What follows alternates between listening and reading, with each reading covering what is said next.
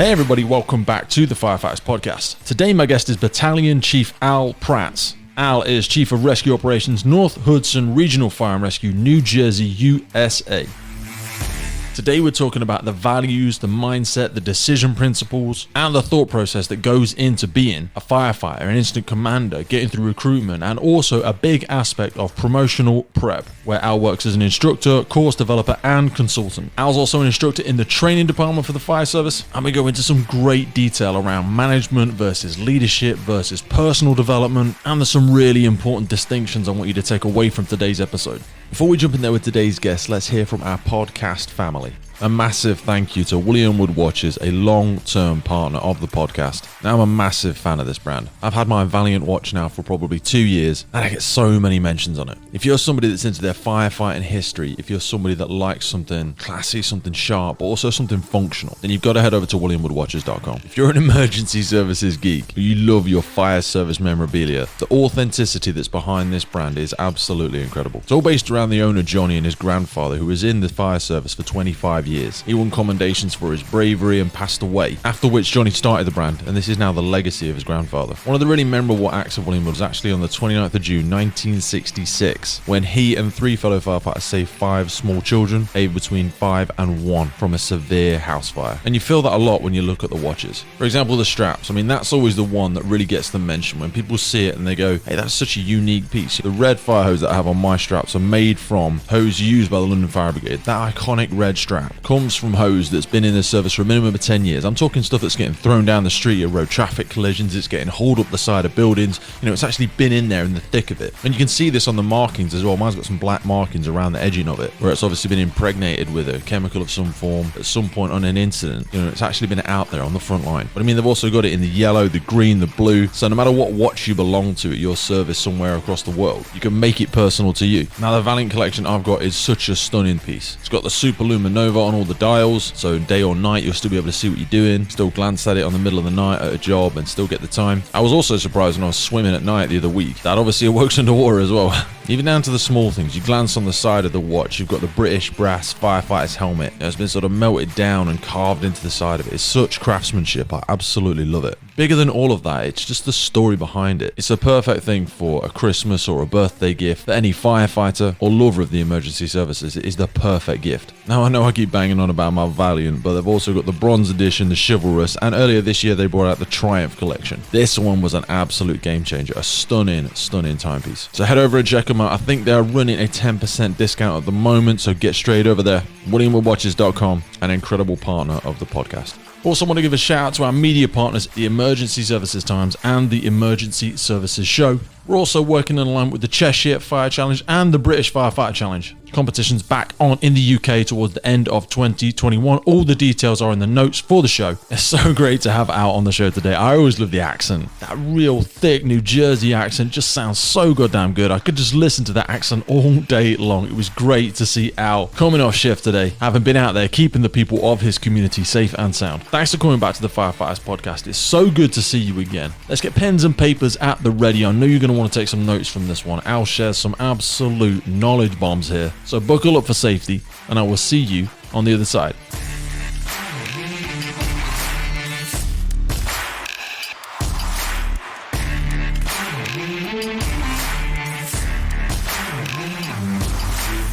Al Pratts, welcome to the Firefighters Podcast. How you doing, brother? What's up, brother? How you doing, my man?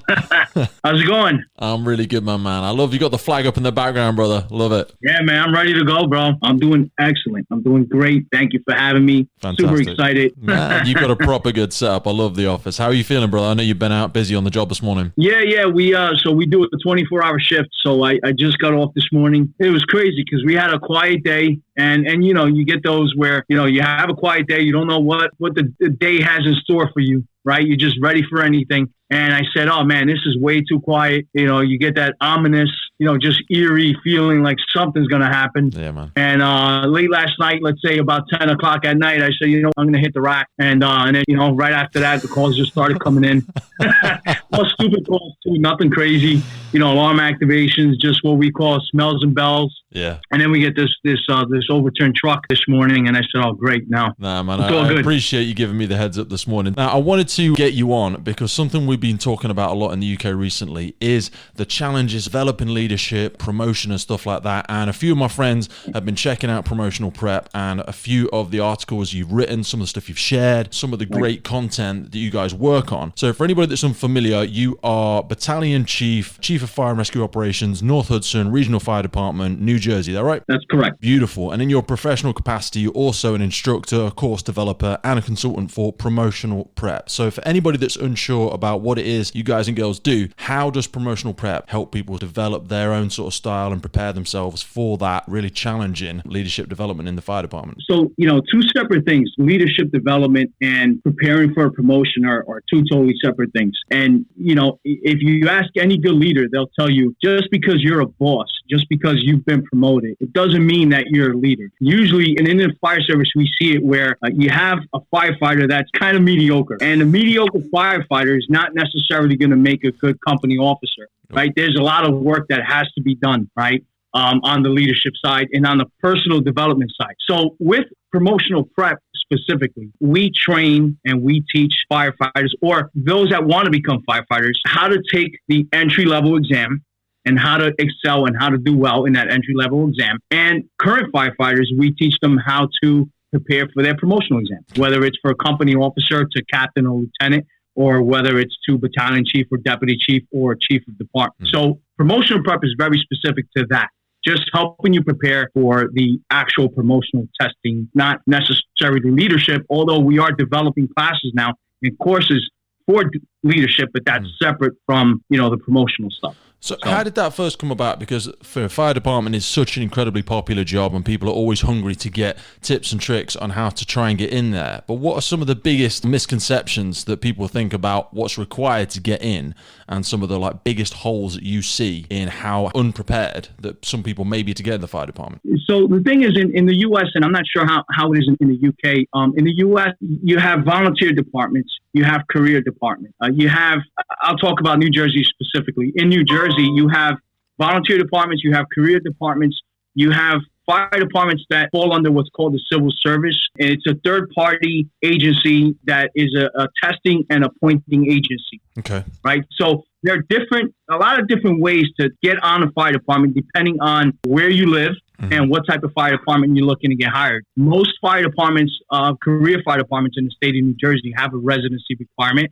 So that's one of the biggest things that we tell candidates or anyone that's looking to take the entry-level exam is that where you live. That's usually the first question, where you live. Because in my department specifically, you have to live in that area. You have to live in the North Hudson area for you to be eligible to be hired on that department. Very similar in the UK. We have what's called a postcode lottery almost if you don't live within that locality. And this used to be different 15, 20 years ago. You could apply up and down the country and people you would travel in 3-4 hours to work. But now there's something around having that locality. How do you feel that helps firefighters and ultimately the department deliver a better service to the communities? The fact that the firefighters and operational personnel actually live in the community. Right. When you work and you serve the community in which you live in or grew up in, there's that sense of ownership. There's that sense of community, that sense of camaraderie. You have the sense of, these are my people. Yeah. This is where I grew up. And the level of service that you're going to provide is going to be greater. And it should be. And not just that, but also responding to calls, right? We see it where for a long time, we were hiring from a statewide list. So as long as you lived in New Jersey, whether it's 3 hours away from where our fire department is, or an hour and a half or 20 minutes, whatever the case is, if you scored well enough, you would be eligible to be hired by our department. And that's great for everyone within New Jersey that they have an opportunity to be hired by a large career department, Metro, type department. And that's great. But for us, when it comes to response times, right, that's something that kind of affects how you respond to calls, because now not only do you have to train these new firefighters as probationary firefighters on tactics and that sort of thing, but now you have to teach them the city. Now you have to show them how to get from point A to point B. You're not going to put out a fire if you can't get there, right? So now, and where I work is, the North Hudson area is the most densely populated area in the whole country. Really? Wow. Yeah, absolutely. So we cover 5 cities. North Hudson, we cover 5 cities. 3 of the cities that we cover are the most densely populated cities in the country. So we're right across we share the Hudson River with New York City. So we're directly across New York City. So, as far as like office views, right, when we're driving around in the apparatus and we're looking out the window, we have the New York City skyline, right? And it's something that we're so used to it that we don't even notice it anymore. Yeah. Most of us grew up in the area. It's like, oh yeah, New York City skyline. We see buses come up with tourists and they get out and take pictures and this and that. And we just kind of drive right past it. But, but it is spectacular. It really is. And so, we like I said, we cover 5 cities, and 3 of those cities are the most densely populated areas in the country. We cover Guttenberg, North Bergen, Union City, Weehawken, West New York. Those, that's what we cover. Very urban, super densely populated. I'm just looking here at the one of the latest census is that we have about 154,000 people, and that's for 10 total square miles. And for the UK, that's about, 26 kilometers? Yeah, at least. I don't know the math, so I looked it up. I'll be completely honest with you. I love that you got into that prep. Now, when I hear that number of, you say densely populated, recruitment must be absolutely ridiculous. You must have thousands of people. If you don't mind me saying, I'm not going to blow smoke up your ass, but you're a pretty young guy to be chief battalion officer, and you weren't actually even in the fire department, from a massively young age. You sort of came to the sector, you came to this not really too long ago in the grand scheme of things. What made you want to come into the fire department and rise to the level that you're at now? So you bring up a good point about it being a type of department that everyone wants to join because it's such a large department, and you're in it, right? You have the types of buildings that we respond to. We have everything residential, we have commercial, we have mixed use, we have industrial, we have private dwellings, we have every type of construction type. We have the major transportation hubs. We have the Hudson River waterway. So we have a little bit of everything. And so what happens is, as far as recruitment goes, you don't even have to recruit. It kind of does its own job. Right? You don't have to recruit. Banging down the door that want to get in there. Yeah, we're not out there looking. So I say this to new firefighters and to recruit probationary firefighters, as we call them, for the first year before they're off to the fire academy for training. I say, we didn't come looking for you. You came looking for us. So you have to put the work in, because if you don't want to put the work in, then there's someone else knocking on the door ready to be hired. Space, right. Yeah.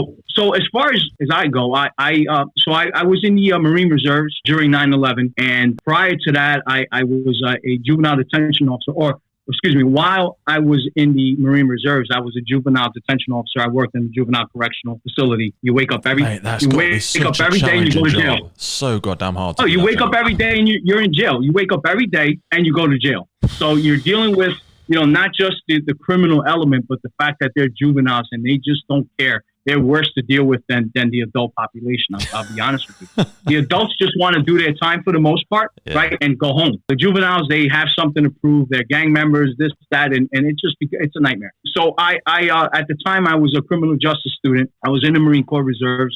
I was looking to go active duty and eventually switch my military occupational specialty from the air wing. I used to work on C-130s and aircraft and whatnot, which, I definitely didn't enjoy that portion. I loved being a Marine. Yeah. I just didn't like that particular job. I thought it would be something I liked, but, not so much. So I was trying to switch my MOS. I was taking the police test. It's very similar in New Jersey, right? Police test and law enforcement. We both fall under the same pension system in New Jersey, where, once you're in, you have to work minimum of 25 years, and then you can retire after your 25th year. So it's very, very similar testing process. And I was taking these exams, and I wasn't taking any classes. I just, because there are study groups out there. There are different classes that you could take, like promotional prep. I never heard of promotional prep. I didn't know of any. I was just taking these classes, and I really wasn't doing well enough to be hired because it's so competitive. Yeah. Everyone wants this job. Right. Everyone wants to be police officer or firefighter, and it's highly competitive. So I remember my wife said to me, she goes, babe, the fire department test is coming up. I said, okay. Why are you telling me this? So everything that I've done is a waste. All this, studying criminal justice and everything that I've done. I was a gang intelligence officer at the facility where I worked, and I said, gang I'm doing all intelligence this. officer. God, that sounds rough.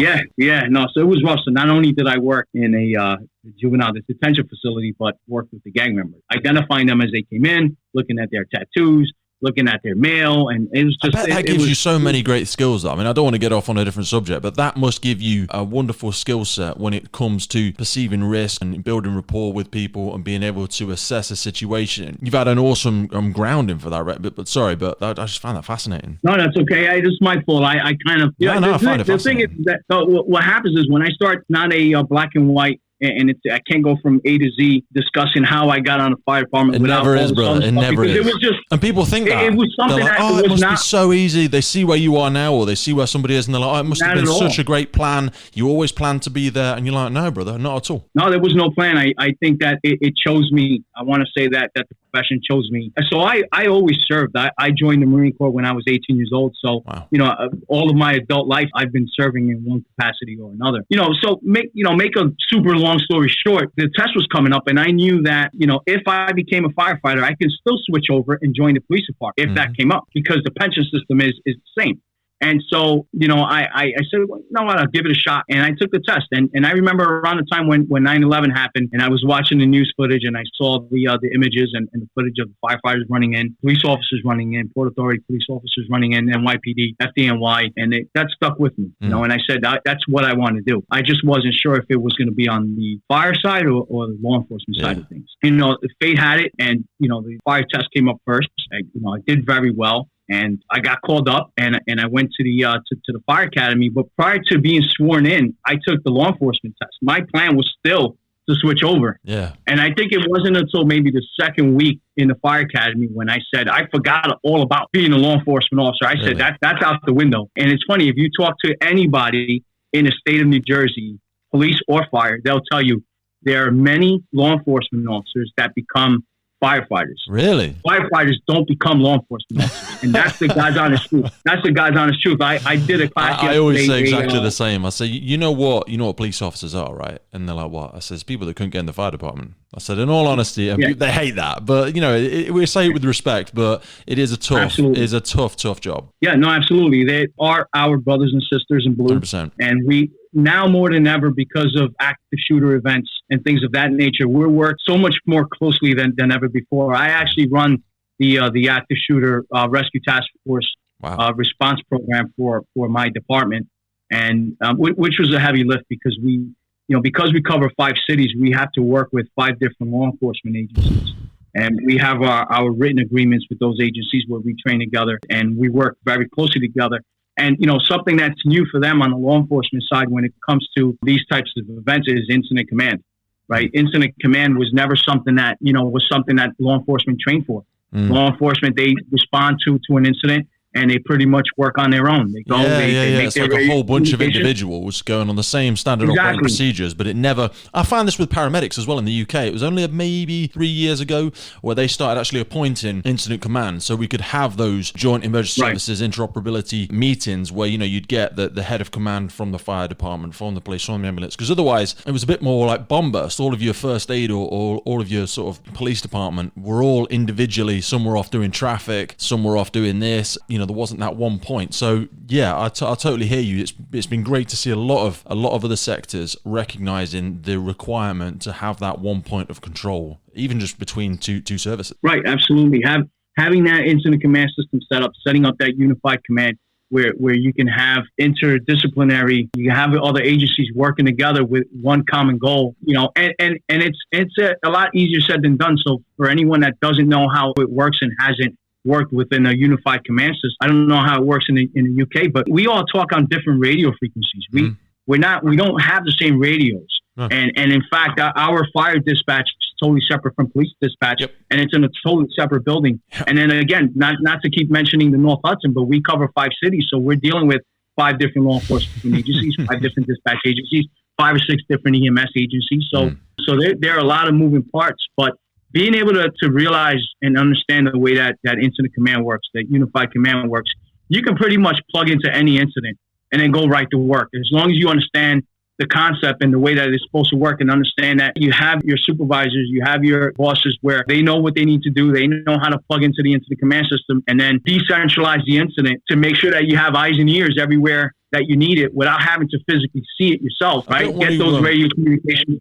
I don't want to digress too much, but I wanted to ask, have you ever found it difficult? Because I found when this first started getting adopted, it was hard for me to kind of convince a member of the police department or even one of our ambulance service to assume that command position, because they were still in the old mindset of, well, we're all kind of doing that. And I'm like, yeah, but who's my point of control? Who's my alternate? Who do I need to be liaising with for the overarching plan of this incident? And it was very difficult to, get one of them to put the tabard on, to put the jacket on and say, I'm in charge, all first aid personnel or ambulance personnel on this incident. Have you found, have they been quick to adopt it, or have you had those similar challenges? Because we've always had it in the fire department. We've always had an incident commander. It's usually very obvious who is in charge. Yeah, you know what? That's always going to be a sticking point with somebody within that agency. What I find is the first thing you have to do is go right to the leadership, right? And you go right to the leadership, and what I did when I put the rescue task force to shoot a program together, I reached out to the police chiefs and EMS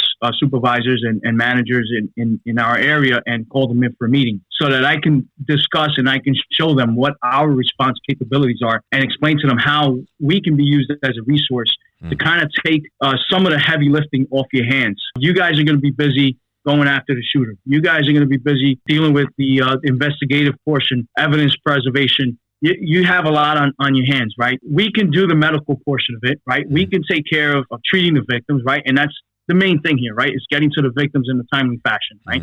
We can take care of that, but we can also help you out with incident command. And that kind of, sparked their attention, because now it kind of takes it off of there. They're not necessarily responsible, or they know that we're there to assist them and help kind of organize the whole thing. We'll set up, a staging area. We're going to set up incident command. We're going to set up, we're not saying we're going to be the incident commander. It's a law enforcement event. Well, we'll get everything organized for you. And at every working fire that we go to, we set up an incident command board. And it's basically like a Pelican case that opens up. It's on a sort of like a sawhorse, so it stands up, opens up, and there's a dry erase board inside and different magnets and so on and so forth. But basically, that's how our accountability officer will be able to track all the resources that are operating on the scene. Yeah. And so what would happen is anytime that we would have any fire, 1 alarm or greater, we'd always set up this incident command board.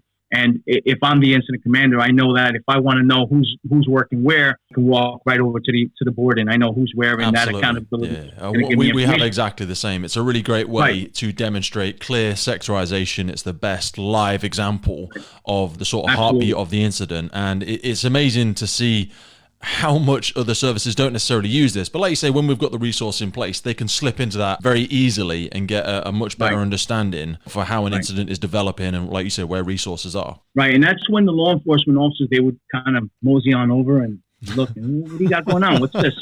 So they know that we do it. They know we do it all the time, and it's second nature to us, because we set up incident command if it's an alarm activation, or if it's a 10 alarm fire. It doesn't matter. We're setting up the incident command system, and it's second nature. So getting the buy-in from the brass, right? Getting the buy-in from the highest level law enforcement officer, and getting us all in the room together to talk about, this is what we should be doing. And these are quite frankly, these are the standards. These are the national standards. This is what everyone's moving towards. Yeah. So we can either buy into the concept, or we can wait for a tragedy to happen and then have to be that incident commander giving that press conference and having to answer a question. Well, with all the recent events that have been going on throughout the country and quite frankly throughout the world, why was your fire department not prepared, or your police department not prepared to handle this type of incident? How come you don't talk to each other? Where's the communication? And that's it. So you went straight to the top and get that in there. Exactly. I love it. Exactly. Take me back to, because you said in your second week of training school, was that when it first clicked? What sort of happened what is week 2? Was it something significant, or what made you go, you know what, this is me? Yeah. So, it's a story that is so vivid that right now I can just picture the whole thing. And I remember, I think it was about week 2 when it was the first time that we donned the SCBA and went into a smoke-filled room. And I remember that they opened up the door, the smoke was pouring out, and I said, oh shit.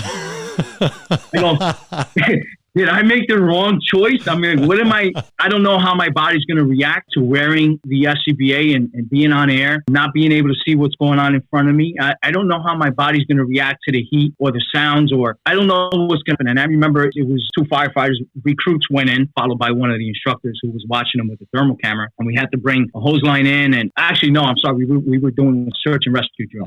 I was thinking to myself, I said, what happens if I run out of air? What happens if I panic and I take my regulator off and I breathe in the smoke? Because they tell you do not, no matter what, you panic, just do not take it off because, that's it. And so I didn't know how I was going to react, and I was scared. I was really, really scared. The minute that we went in and we started doing our search, fear went away, and it was just the task at hand. It was just focusing on the task and doing what we needed to get done. And we were doing our search, and we were working in teams. We completed our search. We found the dummy, pulled the dummy out, and when I walked outside and I removed my mask and took my gear off, I said, this is it. I love this job. This is incredible. I can't believe I'm going to get paid to do this. I can't believe someone's going to pay me to do this for the rest of my adult life. This is incredible. And that was it. And it was to the point where, as I said to you before, I took the law enforcement test 2 days prior to being sworn in. Yeah. So prior to being sworn in, I took the law enforcement test. That was still my plan.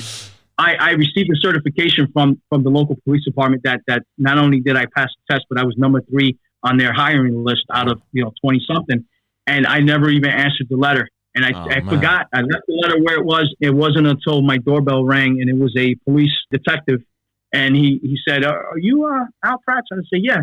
He goes, "You're on the list," and we. Because they investigate to make sure that you live there. Sometimes what happens is when a candidate doesn't answer, because when you get your certification, you have to write back and say, yes, I want the job. Yeah. And then sometimes when that happens, it's because they really don't live there.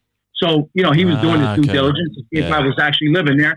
And so I said, oh, yeah, I'm sorry, I forgot. I said, look, I'm on the job on the fire department in North Hudson. He stopped me right there. He goes, oh, stop. Stop. Congratulations, you got the better job.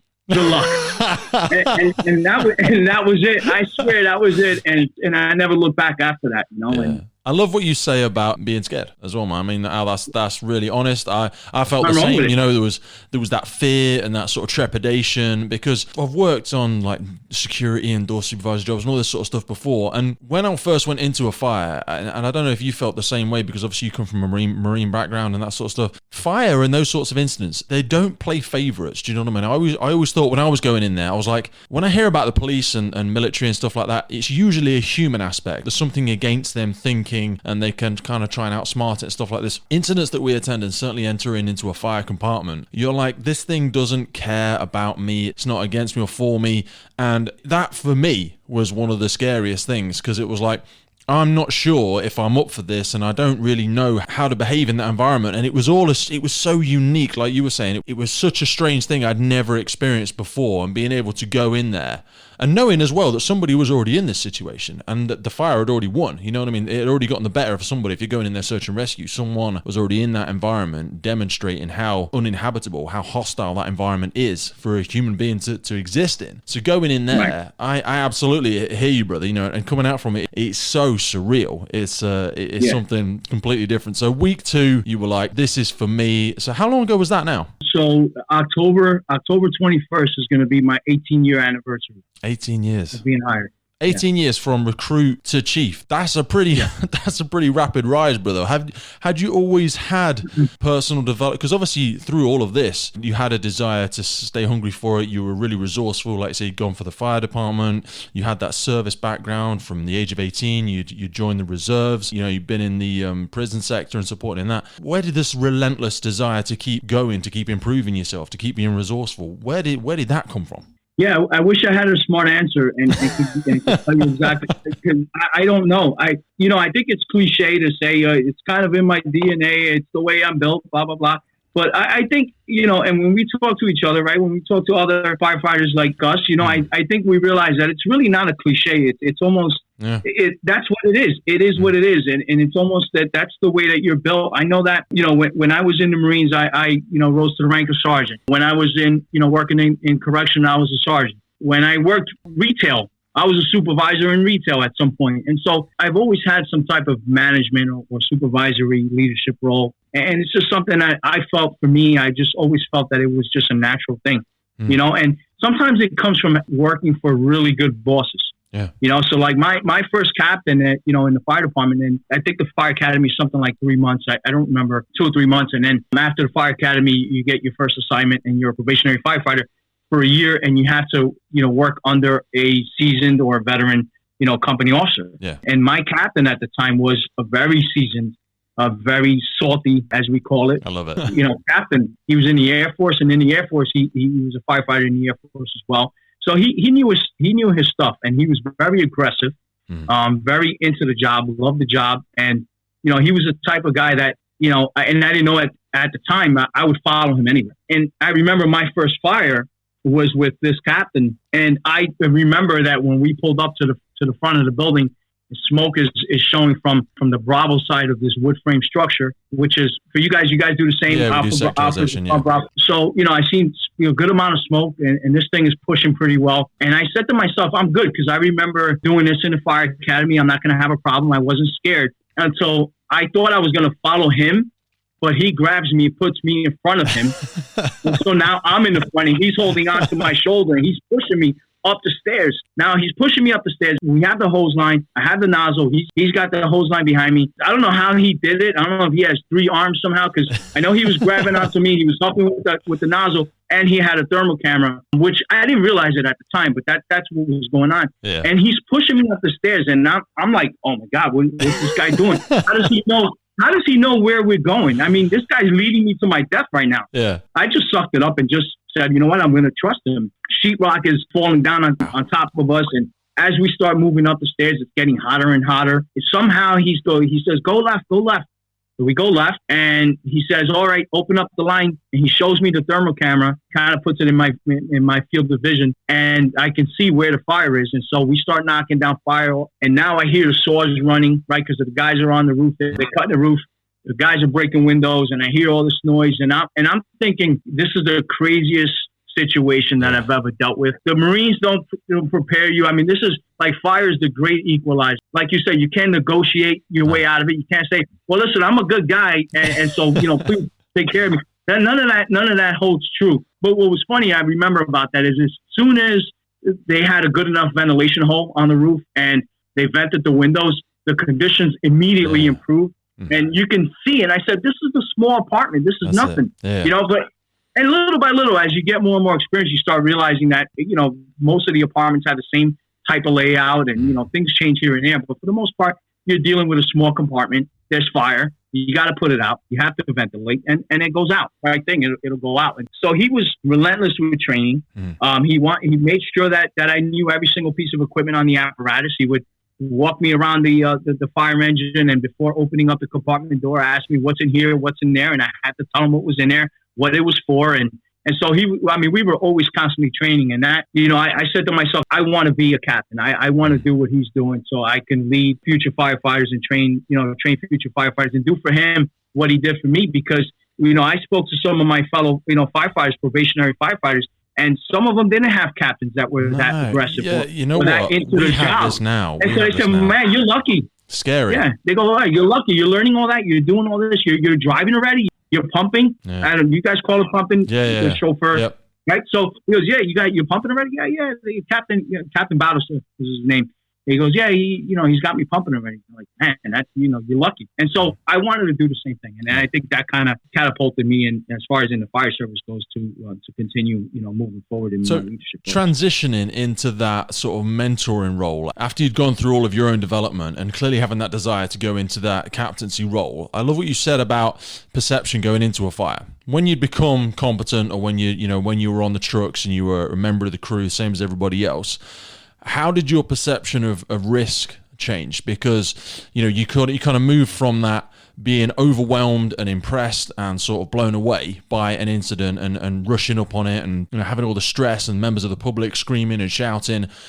When did things start to change in terms of how you perceived risk? And then I suppose developing into that captain role or that commander role, whereby you show up an incident and you're able to get those vital pieces of information without feeling so overwhelmed, without focusing on all of the smoke and the fire and the people who stood outside screaming.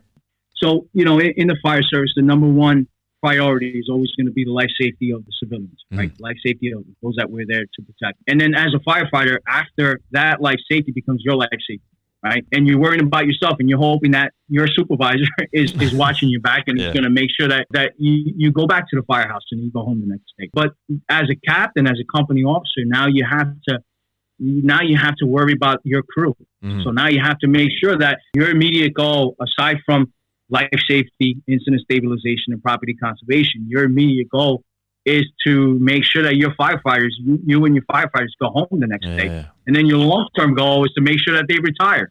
You know, and make sure that through development, through leadership and mentoring, right? So that's it kind of changes, and you go from being task oriented, as a firefighter, where let's say you're on a truck company and your job inside this fire is going to be to perform mobile haul. We're going to start opening up ceilings, opening up the walls, opening up void spaces to find hidden fire. You're task focused. Your mind is so closed in. It is tunnel vision. You have that task, and you're told to do this, and then that's what you're going to do. As a company officer, now you take a step back and say, okay, I'm going to assign this firefighter to open up the ceiling. This firefighter is going to open up walls. I'm going to make radio communications with the company that's operating above us to tell them to check the Charlie wall for fire extension, because this is where we have the fire. I'm going to make my radio reports to command, let him know what our progress is. I'm going to be listening to radio, making sure that, we have a continuous water supply, right? Because if there are any water supply issues, outside the building that the chauffeur is going to report. Now I know, okay, you know what, we may have to pull companies out until we can reestablish water. So now you're listening to everything, and you're thinking about everything else, and you have to widen your scope of vision. And then as you continually move up the ranks, then it's got to become that much wider. Right. But within your span of control, you make sure that you assign your supervisors to different sectors and divisions, and then lean on them to make sure that they give you accurate and timely progress reports to make sure that they become your eyes and ears. You should be able to close your eyes and listen to the radio reports and know what's going on and be able to visualize what's going on. In the building. I love what you say about spans of control, because like you say, when you start to develop larger incidents, you've got 5, 8 trucks or whatever maybe there, multiple resources start arriving, different services, the fire department, you might have police, you might have EMS. What are the sort of recognized spans of control in New Jersey where you work? Because we kind of work on a rule of 5, and that might be sector commanders, it might be our command support, it might be our breathing apparatus. We kind of stick to around the 5 number is a good number for us. How do you work on spans of control, and what do you think is realistic? Yeah, I think 3 to 5 is usually what it is, and obviously as the incident needs to become expanded, then you start branching off, and you have branches in your divisions and your sectors, and then you start that's when you need more supervision and you need more supervisors. And as the incident commander, you're not going to be able to effectively manage that type of incident unless you have a command staff, right? If you have supervisors, chief officers or company officers assigned to that command staff, hey, you're going to be my scribe. I want you to write down whatever comes over the radio. You're gonna manage this division. You're gonna have the triage branch. You're gonna have we have a building collapse. You're gonna be the rescue supervisor. You're gonna be fire suppression group. And then you start kind of breaking it down that way, and it becomes more complex. But if you stick to that span of control, and I think that as far as resources go, if you don't have enough resources working, and if you don't have a couple engine companies or a lot of companies standing by ready to go to work, you don't have enough resources available at the scene. Yeah, right. So you want to make sure that you always thinking, say, forward thinking and assistance messages and stuff like that. When you look at being reactive versus proactive as an incident commander, how soon into incidents do you think a mindset needs to change into, do I have enough resources here? Because we have like predetermined attendances for a standard house fire will be, 3 trucks, and then an incident commander will be mobilized to oversee an incident. When you arrive there, do you have any sort of generic rules or generic questions that you think about in terms of number of floors, size of the property? How do you assess risk in terms of the number of resources that you need? Yeah, so I like to call resources early. Even if I don't think I need them, I'll call a second alarm and have them staged. You can always turn them back. And not come up to the incident. Yeah, because you could always turn them back. It's a lot easier to turn them back than to call them, and then you realize now we're behind the 8 ball and we're trying to it's getting away from you, and then you're chasing and chasing and chasing, the fire spreading, and then yeah. So 2 tours ago, we had a structure fire, and I was the division commander.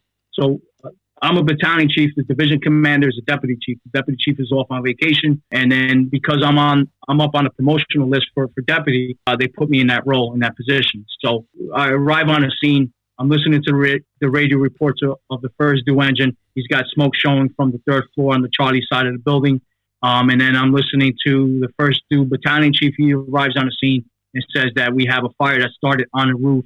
Now this building was a 3-story, and then there was an attached 1-story building, and there was a roofer working on that roof, melting tar, and caused a fire and then extended into the structure.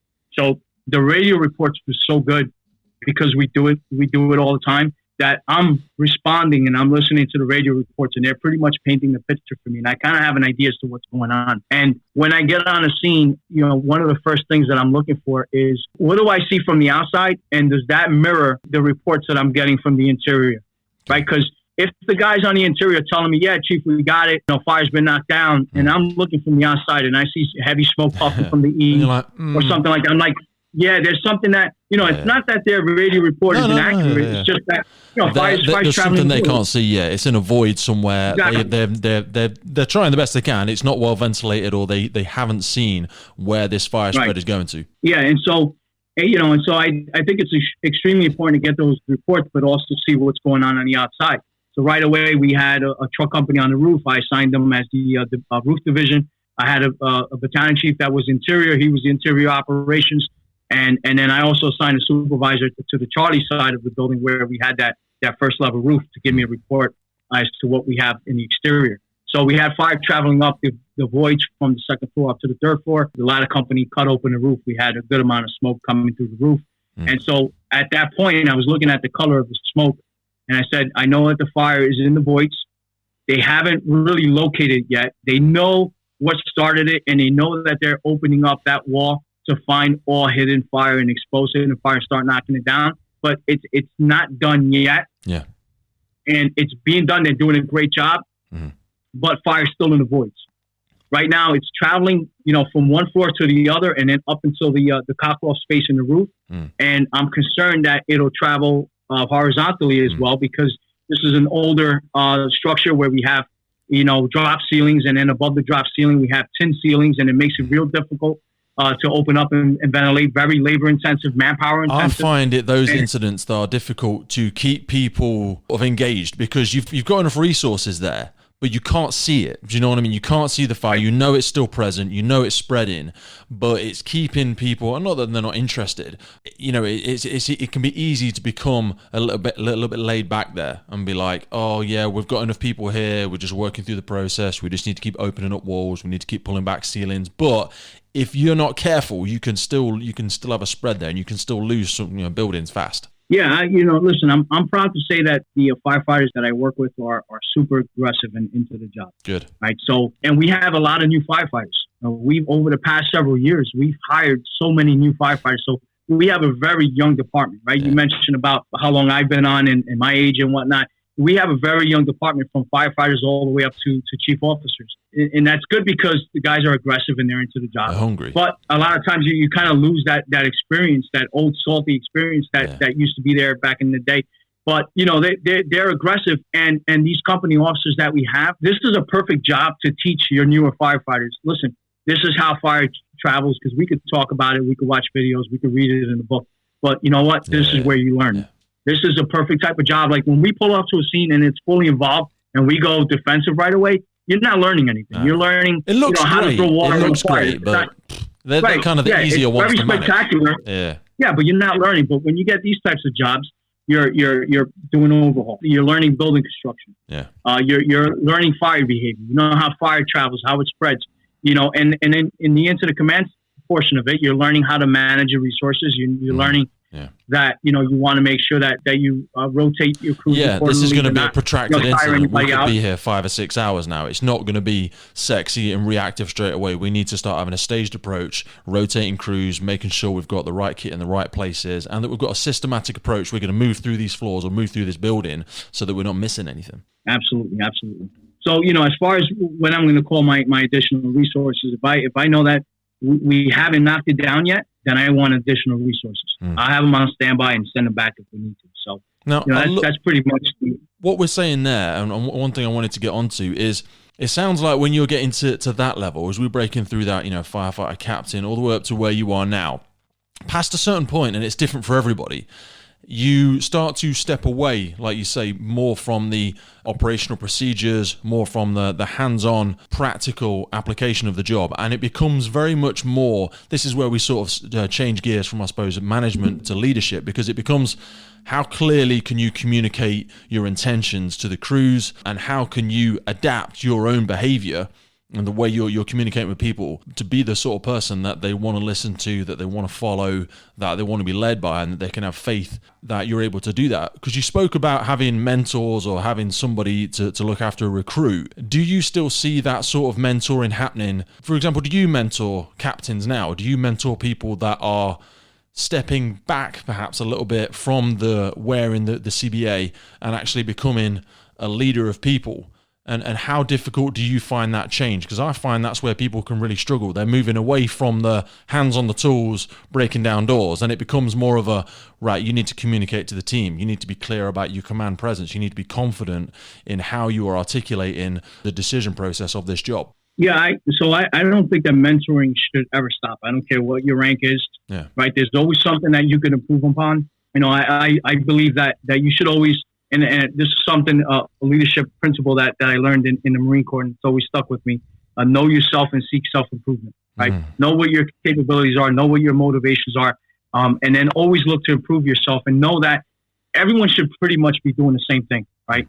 And if they're not, you need to tell them, right? Sometimes you need to just give clear expectations to people and say, look, this is what I expect, and this is what I expect of you, and I'm never going to ask you to do something that I'm not going to do.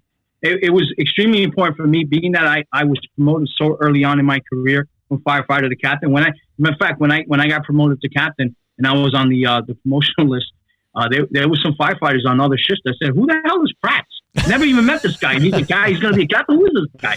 And so it was myself and another firefighter that I was hired with, and we both.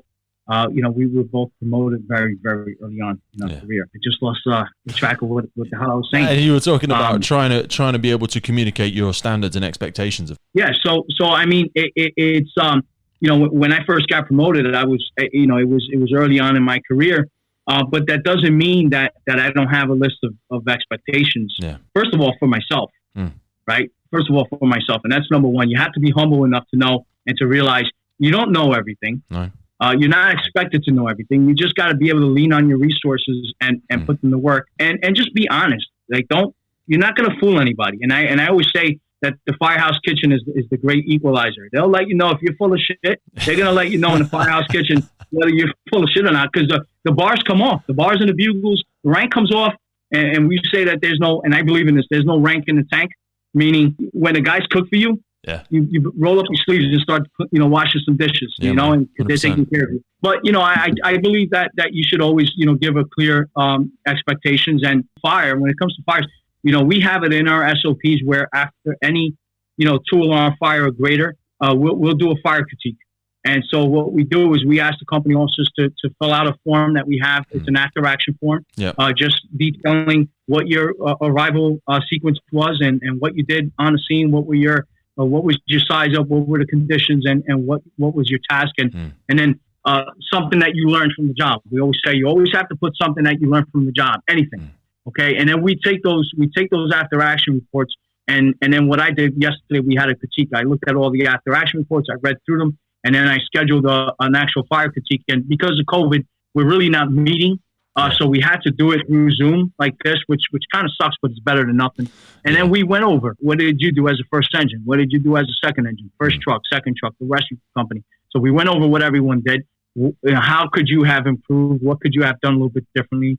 And did you meet the expectations? Did you meet your expectations as a company officer of your crew? And, and it just keeps going, either down the line or up the line, however you want to call it. But it's good that you still do that, and it allows that more of an analytical and I suppose non-emotional look at people's individual performance without people getting defensive or feeling the need to feel like it was their job to have the answers. Because I love what you said about making decisions versus feeling like you need to have the answer, because there will always be people that don't want to get promoted. People will be in the job for 10, 15, 20 years and they have no desire to get promoted, but it doesn't mean they haven't got a tremendous wealth of knowledge and experience, because there's so many different incidents that you're going to attend. You've mentioned, the water, you've mentioned active shooters, we've mentioned, standard property fires and alarms and all this sort of stuff. You're never going to have the same level of experience as another operational member of the crew. And it's not your job to have the answers or even pretend to have the answers, which can be a lot worse, but it's always important to be able to have the confidence to, I suppose, make a decision and have faith that the people underneath your command have the great enough level of experience and you trust them and they trust your decision-making process to be able to assess that risk. Is there something about having the confidence to make a decision, even if you don't know if it is the right answer or not, and taking responsibility for it? Yeah, absolutely. And I think a lot of it has to do with experience, right? The more experience you have, then the more confident you are in making a decision, good, bad, or ugly. Yeah. Right. If you can justify your decision and say, well, this is why I did this. This is why I positioned the apparatus contrary to what's in our SOP, because we had overhead wires, or because, I knew that the second due truck was going to be in a better position, whatever the case is, right? Having that experience is going to help you in making better decisions and being confident in your decisions. When I was promoted early in my career, I knew that before as a company officer, before I became a chief, because I knew I was going to take the promotional exam for battalion chief, before I became a chief, it was important for me to be able to have worked on the engine as a boss, to be able to have worked on the ladder company, be able to have worked on a platform device, be able to have worked on the rescue. I wanted to have worked on everything so that when I'm as the incident commander and I tell the company, listen, I need you to go up to this roof and cut an inspection hole in this, or we're going to do trench operations in this building, then I know I've done it. I've been there. I know what I'm talking about. Authenticity, because they know you're not asking them to do something that you've never done yourself. Yeah, and even in training, right? When we have training evolutions, I'm the first one to put my gear on, put my SCBA on, and do the low profile or whatever the case is, go through the mass confidence course. I'm always the first one to do it, and because in addition to my job in the fire department, I also and in addition to teaching for promotional prep,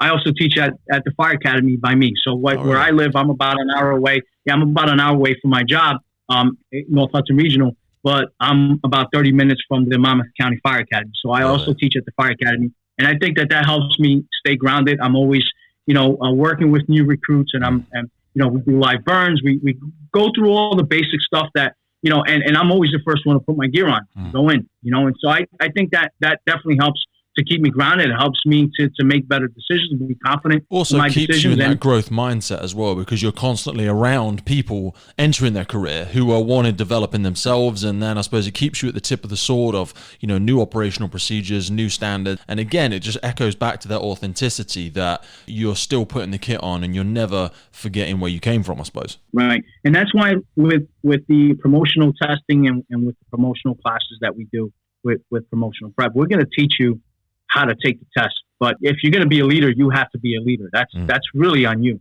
and you really have to look at yourself and understand what is your motivation for being promoted. Is it financial, right? And it's great, right? It's great that there's extra money involved, right? There should be, but is it purely financial, or is it because you're power hungry or something like that? I mean, why do you want to be a boss, right? So I think that's extremely important, is to understand what that motivation is, and then go from there. I don't know, I could be wrong, but I think leaders are born. I don't think you can really make a leader. I think that you could take leadership classes, and I think that you can maybe improve on your leadership skills. But I just have this feeling that real, true leadership has to come from within. I really believe that. I totally agree with you. And I think there's so many leaders that never adopt leadership position. You can feel that presence when you're in the room with somebody who will comfortably challenge something that they feel is wrong and they feel doesn't align with their values. That is wonderful leadership. And you can definitely tell when somebody has adopted a management position and they see themselves as a leader, but they don't practice the leadership aspects because it doesn't come natural to them. Right. And they just don't understand what being a leader is, and it is what it is.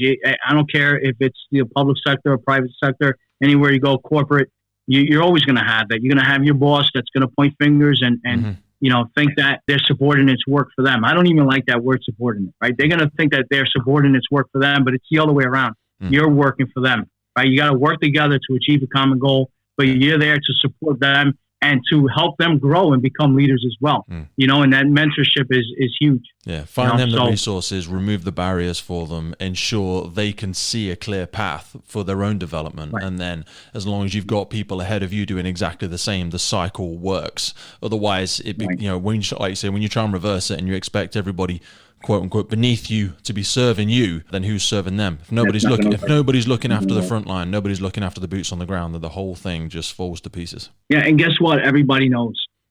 You can't hide, right? That's something that you cannot hide. Everybody knows who that guy is. Yeah. And if you don't know who that guy is, it's probably you. It's you. Yeah. They're like, no, everyone in the team is good. And they're like, no, you're an asshole. They don't like you. They don't like you. Yeah. That is so true. That is so true. Love it. Yep. So for people that want to learn a little bit more about yourself, Al, about the brigade, or even about promotional prep, they've heard some of the stuff you've shared today. What's the best way for people either to reach out to you personally or to get that little bit of support or guidance? Yeah. So if you're in New Jersey or anywhere throughout the country, you can go on to promotionalprep.com. We don't just do the promotional assessment and promotional testing seminars for New Jersey. We do it for throughout the country. We have students from as far out as California and Hawaii. Wow.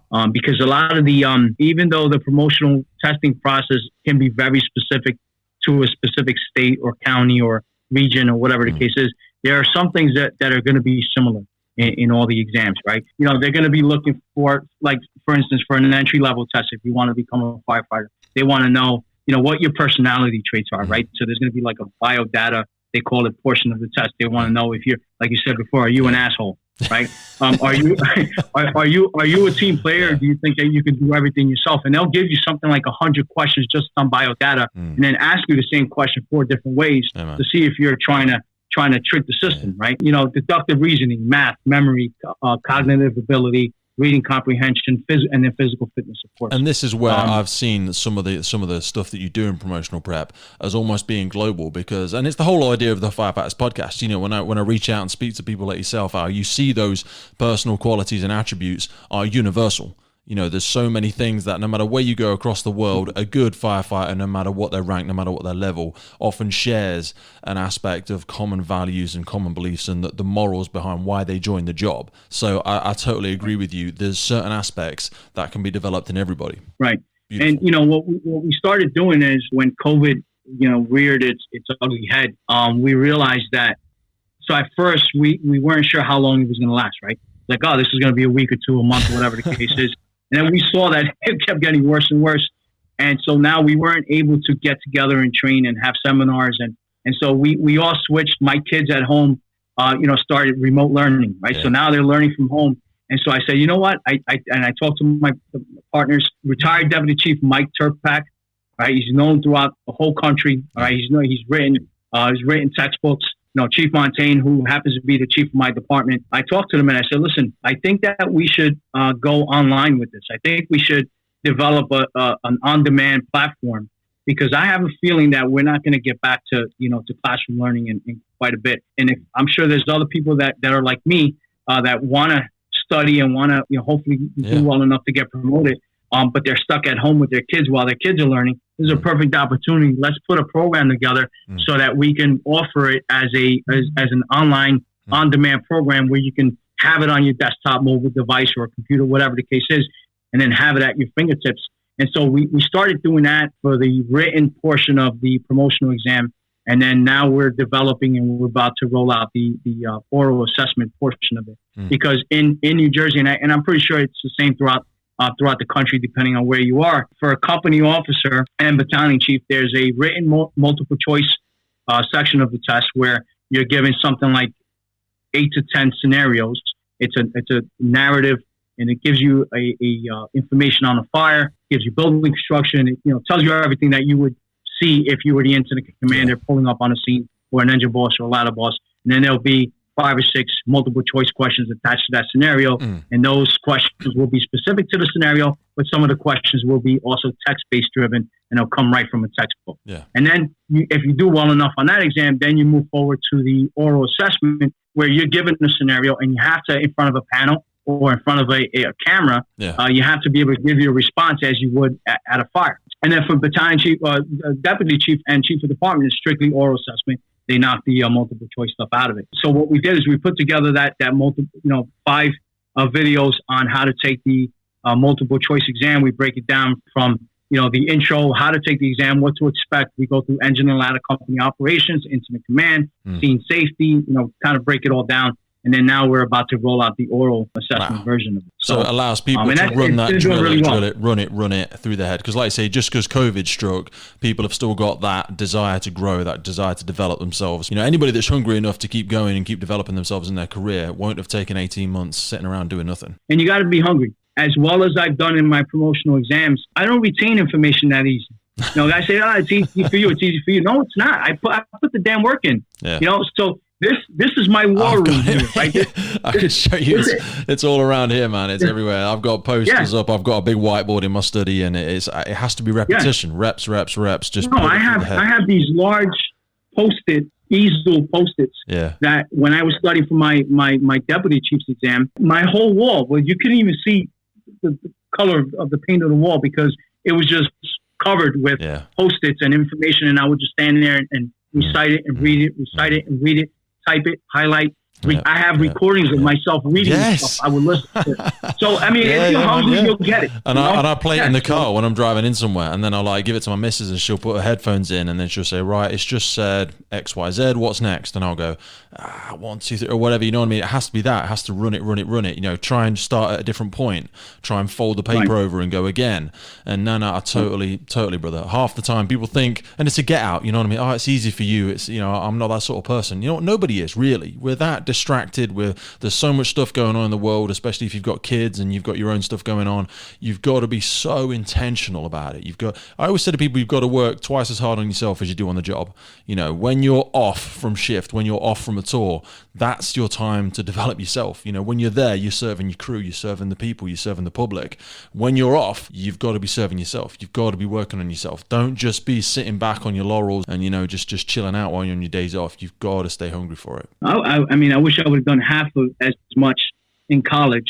As I do now. In college, I partied. I partied in college, and I was, I was in the Marine Reserves, and so I thought I was at the top of the world, and then the studies, I said, I'm not going to really put too much work and effort into it. I think I can just get by, and I just got by. Yeah. But if I would have done what I do for the promotional exams, and that's what we tell everybody. I say, you have to be hungry. You have to put the work in.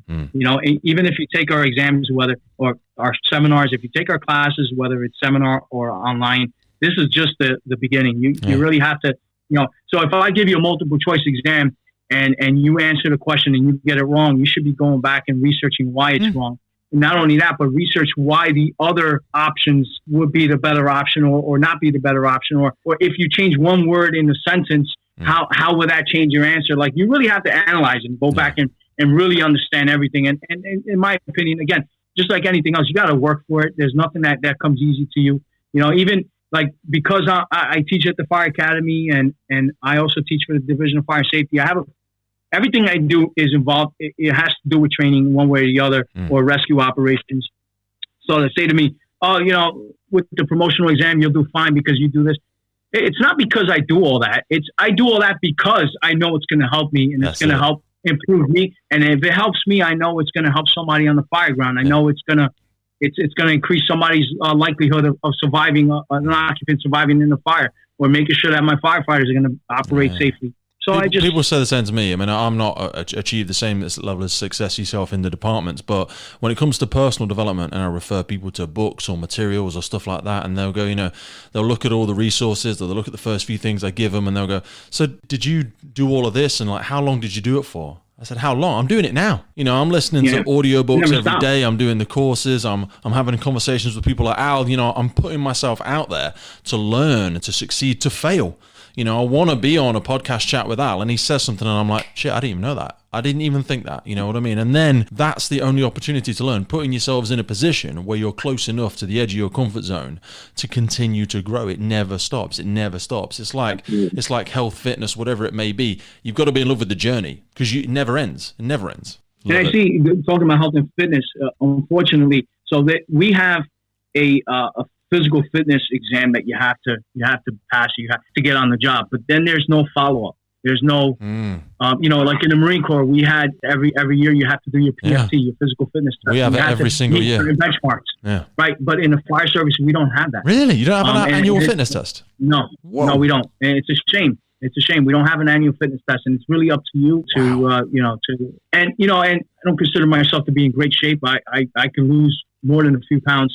And in fact, it's funny. The only interaction I ever had with anybody from the UK, aside from today, was on the Peloton, which I'm back on the bike. I started getting back Good on man. Yes, Al. Started getting my fat ass back on the bike, and just to get back in shape. Because, something about staying in shape and staying fit is important. Like, if you care about the job, if you care about the civilians you're supposed to be protecting, if you care about the firefighters you work with, you have to care about yourself, because if you're not going to care about yourself, then that means that you're going to go into a fire and you're going to risk yourself from becoming a victim. And now they got to pull your ass up, and so it's hugely important. And I think that's a big fail, when it comes to the fire service in the United States. It's so uncomfortable. It's so uncomfortable to do it. So, and that ultimately is 100% personal accountability, what you speak of there. There's certain strength as well from putting it all on the person, that you've got to manage all of your health and fitness yourself, because it is so uncomfortable, and you have to let go of your pride and do the same as doing the development. Sometimes it's boring. Sometimes it ain't going to be sexy. You've got to get in there every day.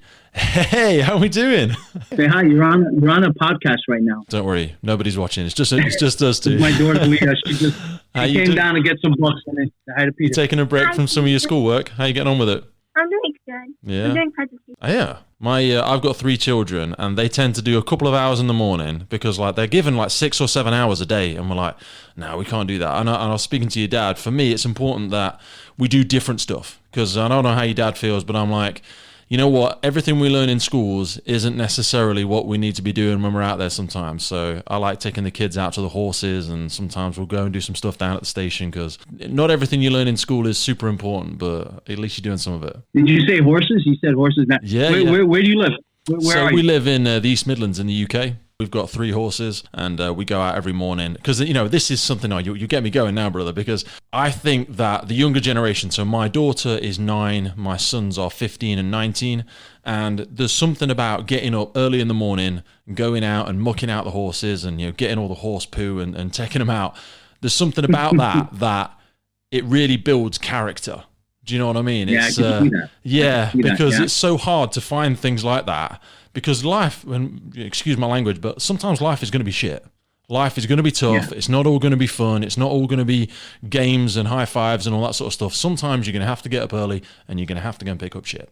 So I think it's great for the kids. Yeah, absolutely. That is so true. People see what you do for a living, and they're like, oh, it's amazing. I'm sure the kids are like, you go on some great rescues, and you go and do this. You know what? Sometimes you go in and you'll just be sifting through rubbish all day, or you'll be dealing with people that don't like you, or it's a tough incident, or we didn't save them and somebody died. There's going to be setbacks, and you need to be able to. Yeah, you have to be willing to do the dirty work. Absolutely. Yeah, you have to do it. And all my kids are extremely active. She's on a football team, soccer.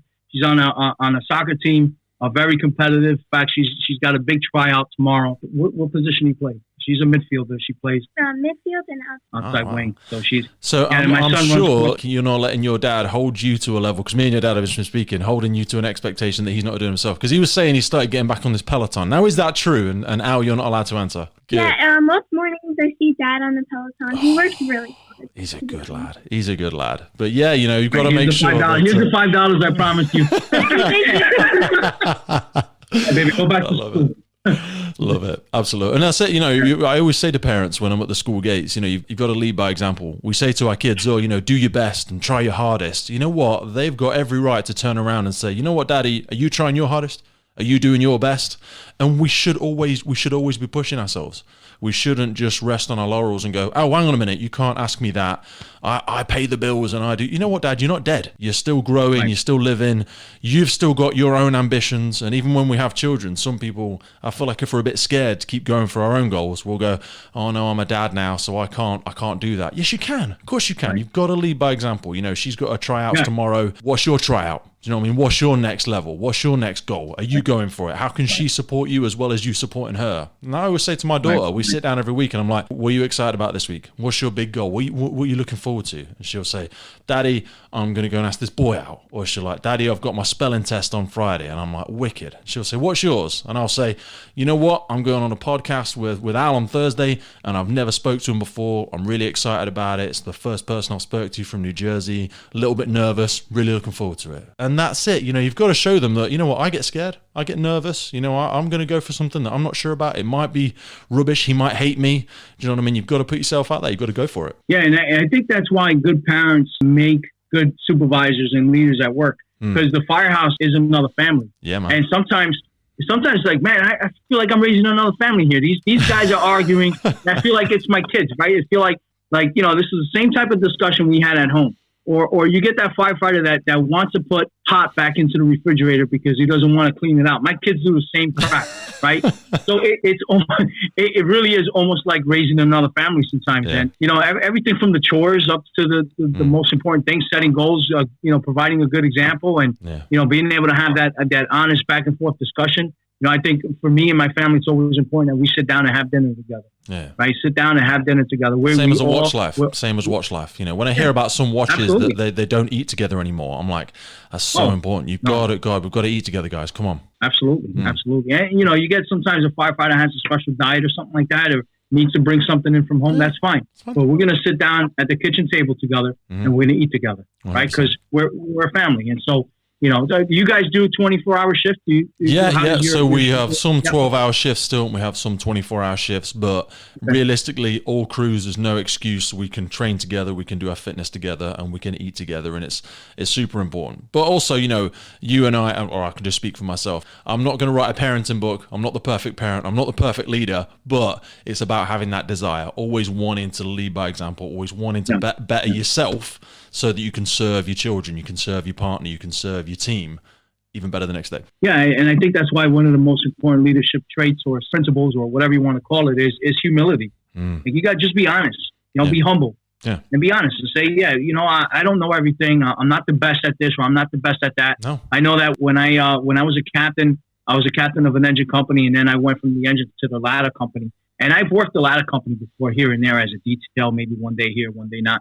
But I wasn't the ladder company officer. And so there was a veteran firefighter on that company that I told him, I said, day one, I said, listen, I need you, let's go out, let's train. And this is what I want to work on for myself. I want you to show me how do you work the aerial? How do you position the outriggers? What if there's a power failure, what's the backup? How can we get this thing in operation if we have a no shit moment, right? Show me what the best way to position, let's drive this thing around the city and see where we're going to have issues making right turns or left turns, or, things like that. Just because I knew that even though I'm the supervisor there, I don't know everything, and I need to improve on it, and that's it. And just be honest. Don't be full of shit. Yeah, and I think that puts you in a great position, giving them that acknowledgement and putting them in that, giving them that, not bit of power, but, there's always a bit of a power struggle, especially if it's a veteran firefighter, and just being honest with them and saying, look, dude, I'm new to this crew, I'm new to the watch. You've clearly got a great level of experience and knowledge. I would love to spend a bit of time with you and be able to support you, because I don't want us to rock up at a job and me to start barking at you like I know this place better than you, because I clearly don't. You've been here for 20 years. So I want us both to be in a position where I can add value to you, but also I can recognize and appreciate all the knowledge and experience you've got, because, man, that's the best way we're going to work together. Yeah, and that's mentoring without even knowing that you're mentoring. Yeah, that's right? it, brother. You're empowering that firefighter, right? And what I did was we had two other firefighters assigned to the company, and I said, you go to him first. If there's an issue, there's a problem, go to him first. He's the veteran firefighter. Work it out, and then you come to me if there's an issue. Yeah. Right. So now you put that firefighter in an empowering position, and when they're ready to take the promotional exam and they do well, it's going to be easy transition. This firefighter that I'm talking about was a firefighter that is now a company officer. Now he's a captain, and he's a damn good captain too. You know, and I'm not saying it because I did something. I think he was going to be a good captain no matter what. But, you know, as leaders, you got to make sure that you empower your subordinates. I hate using that damn word, but, you know, empower them so that they can step up and lead, so that they can step up and do your job, you know, just as good, if not better. Right. And I know in the military, they always say that you always want to make sure that you know the job of the guy ahead of you, above you, and below you. Right. Because you never know when you're going to have to do their job, and you're going to have to know how to do it well. And you can't say, well, I didn't know. That's not my regular position. I'm usually not. No, there's no excuse for that. Al, thank you so much, my man. I really appreciate you taking the time out of your busy life to spend time. I know you've just come back from shift today. Your family's there. You know, you've got to go and spend that time. So I really appreciate you taking time out, my man. Send so much love to the family. Good luck with the little lady with her trials tomorrow, mate. When we come out to you, we're going to have to come out and check you out. And man, vice versa. You know, I've never been over to New Jersey. I would love to come over, see the family, share some food. And until then, look after yourself, my man. All right. Same to you. I'll see you on the big one. Take it easy. All right, peace.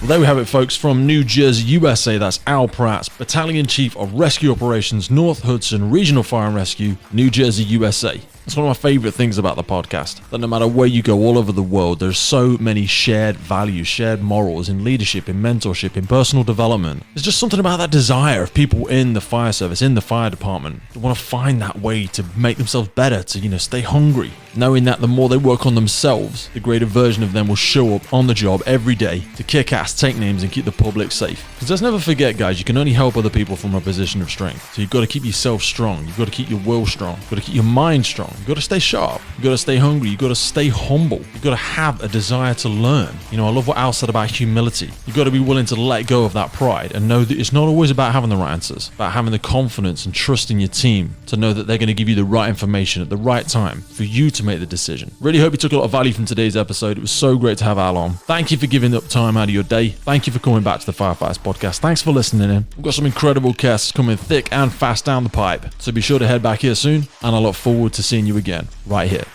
on the Firefighters Podcast. Before you head off, a final one from me, be sure to check out the notes below. In there you will see links to Promotional Prep, you'll see links to all of our fantastic sponsors, and you'll also be able to register to find out when our new episodes are getting dropped. Be one of the first ones to find out. Keep up to date with people on the front line, stay at the tip of the sword, and find out first by clicking that link in the notes. And also, as we expand, as we grow across the globe, if you want to support the growth of the Firefighters Podcast, there'll be a link in there below as well. So jump on in there, take a look, stay happy, stay healthy, stay hungry, and we'll see you all soon.